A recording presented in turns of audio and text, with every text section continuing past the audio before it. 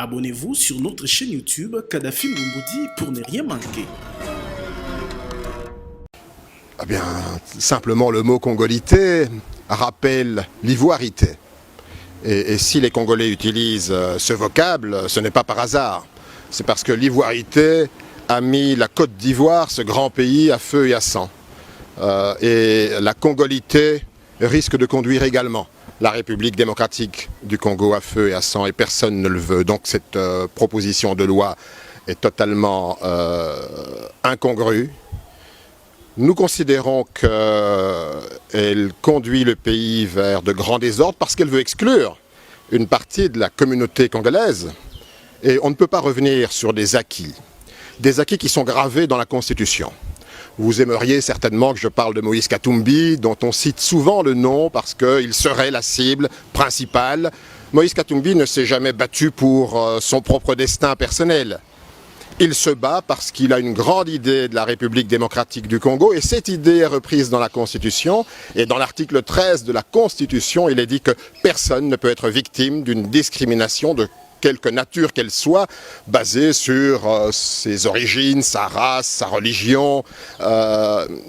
C'est pour cela que nous nous battons. Parce que le pays aujourd'hui a autrement besoin de développement, de paix, de stabilité, qu'il n'a besoin d'un combat inutile sur l'identité, la congolité. Tout cela rappelle un récent passé. Vous savez, au XXe siècle, il y a eu le nazisme. Pour être dirigeant de l'Allemagne, il fallait être arien pur. Et demain, on dira quoi? Pour être dirigeant de la République démocratique du Congo, il faut être bantou pur. Non, je pense que ça, c'est le discours du passé. Ça ramène la République démocratique du Congo vers les années sombres. J'étais à la base avec d'autres amis, Vital Kamerhe, Azarias Rouberois, Feu Yerodia, de l'accord de cessez-le-feu de Lusaka. C'est lui qui a figé la loi sur la nationalité à travers cet accord, qui était retranscrit dans l'accord, la constitution de la transition 2003-2006. J'étais président de l'Assemblée nationale quand on a adopté la constitution et la loi sur la nationalité. Et nous avons repris les dispositions de l'accord de cessez-le-feu. Donc il y a lieu aujourd'hui de parler d'autre chose, de parler du développement, de l'unité, de la cohésion nationale, comme les évêques l'ont rappelé, plutôt que de parler des extravagances de ceux qui veulent porter un texte qui ramène le Congo au Moyen-Âge.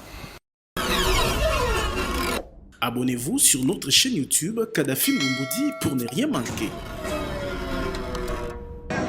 Bisika binso masolo ya bolamu ya baimboka ezali kobetama azangaka komonisa elongi pe kopesa maboko te pamba te mpona ye bolingo ya solo ya mboka pe ya bandeko esengeli emonisama na misala.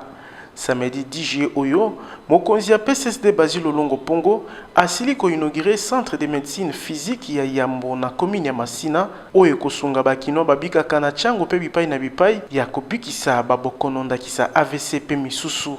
Mokambia ONG MD Express, honorable Edi Olokonga José, apesaki matondi na lisungi ya ndeko Basile, o esali ete centre de médecine physique ekota na iteni o engumba mokonzi Kinshasa. Je ne peux pas terminer ces mots sans toutefois remercier sincèrement l'initiateur du parti PCS2, à la personne de son Excellence Basile Olongo, Ndeko Basile, qui est toujours à l'écoute de nos doléances et qui répond toujours favorablement.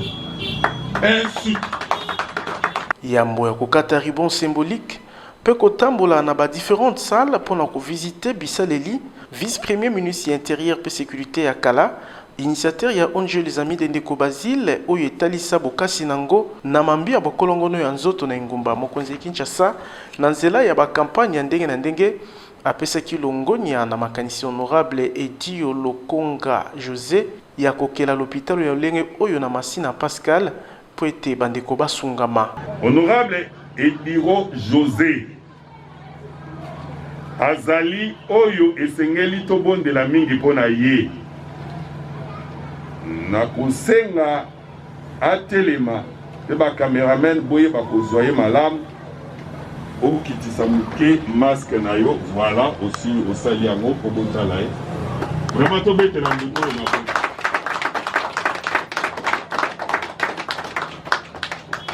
likanisi ya merci beaucoup kofanda likanisi ya kitoko ya bosungi batu eutaka kaka ekobele pa na nzambe. Mais yo il faut ozala na disposition ke ozala molimo na nzambe po oyamba likanisi wana oyo ezowute pa na nzambe epo oyeba na kosalela yango. Ndeko José, honorable José, azwi likanisi ya kosala centre oyo tobengi na français médecine physique ezali pona bapasi ya nzoto makolo kosala yo pasi o mingai okoya awa mukongo kosala yo pasi ozokoka kolala te ozokoka kosembwama te okoya awa osalaki accident ozalaki malamu mais sikoyo batie yo plâtre tango balongoli kotambola ezali mwa pokoso okoya awa po ete balakisa yo lolenge kani oyo kotambola.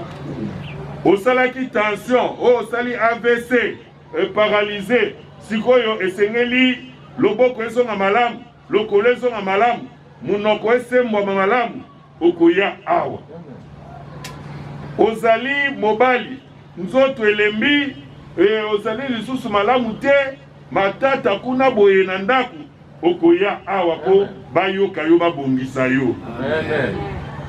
Yoka mayele ya mutindo oyo natali ete batu nyonso Kinshasa mobimba makambo wana ezali mingi tozalaki kokende wapi kuna na wileri pembeni ya mama yembo oyo tobengi centre des handicapés Kinshasa mobimba tozokende kaka esika moko yango ndeko ayeli nga na biro tosololi ntango molai basanza ebele po ete esengeli nasunga bana changu olie bakendaka kuna kote ya mama yemo nasala eloko wana awa nayebisi ye ezali likanisi malamu quelque soit misala naza nango nakoya po ete ya solo to mpe solo ngonya na likambo oyo osali.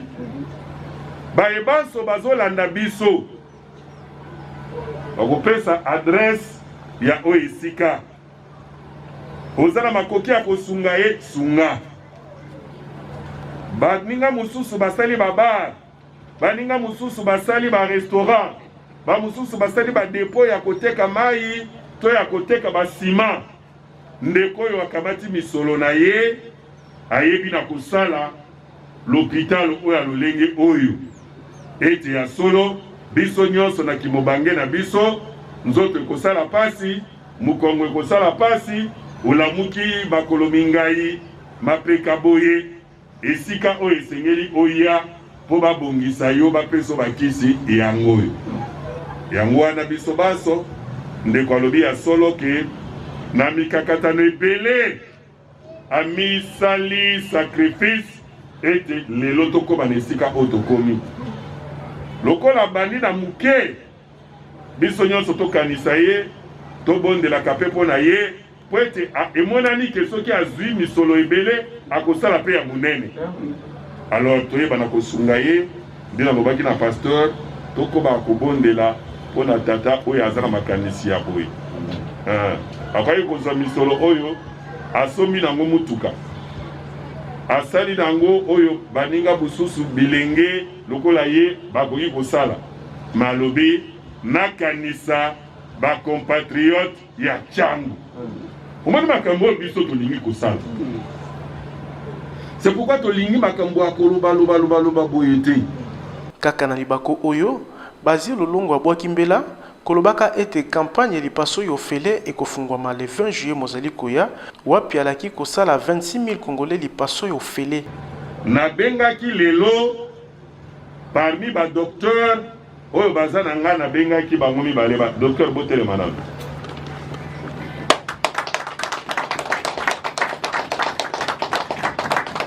elongo na ba docteur oyo le 20 oyo nde tobandi tozali koopere lipaso ya ofele koopere 1000 personnes ofele ozala na myome tokoopere yo ofele ozala na prostate tokoopere yo ofele ozala appendicite tokopere yo ofele. Ozala kiste, tokopere yo ofele. Ezala di, tokopere yo ofele hernie, ofele. Ofele, ofuta mbongo te. Yango wana soki na lomwe awa, po totie 3 centres. Centre moko eza na Bandalungwa, centre moko eza na Yolo, centre moko pe eza na Masina, na veni de la mission.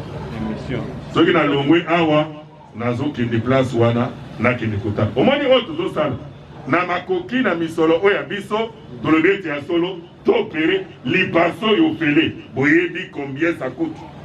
Na kwaye kozwa misolo wana, na somi nango mapangu, mais tolobi tobikisa bandeko na biso. Eza batu oyo esengeli kobondelaka mingi mpona bango. Naza na bango boye 8 etokosala yango Kongo mobimba. Kongo mobimba tokosala na bango oba opere batu ndete l'intervalle oyo kitokoma na suka mbula tokopere 26 000 Congolais ofele.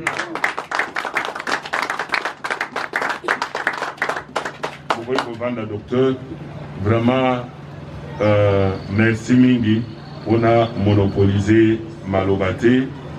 Nzambe afungolela yo manini salola. Nzambe akoyeba kofuta. Wana ezali eyano oyo napesaki mwana na ngai ya liboso. Abenga na pota yu papa Natali ba vidéo tindi. Nyonso zoloba ofele. Toi tu gagnes quoi? Ma chérie, l'Éternel va me rendre au centuple. Zambe akofuta yo, ozela lifuti récompense et pas bata mokilité. Na bandeko oyo bakosala awa, nazosukisa wana. Vraiment, outil de travail oyo ezali ya bino.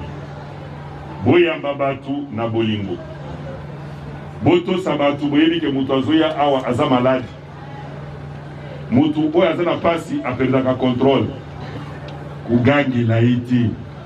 Kaka samedi 10 juillet 2021, mokonzi ya ONG les amis d'Endeko Basile a visité l'hôpital Zomi na avenue Mission na Petro Congo. Moko ya ba l'hôpital oyo koyamba le 20 juillet bato oyo ba ko bénéficier na lipaso yo fele. Tolobi Tiboko Yoka. Abonnez-vous sur notre chaîne YouTube Kadhafi Mboumoudi pour ne rien manquer.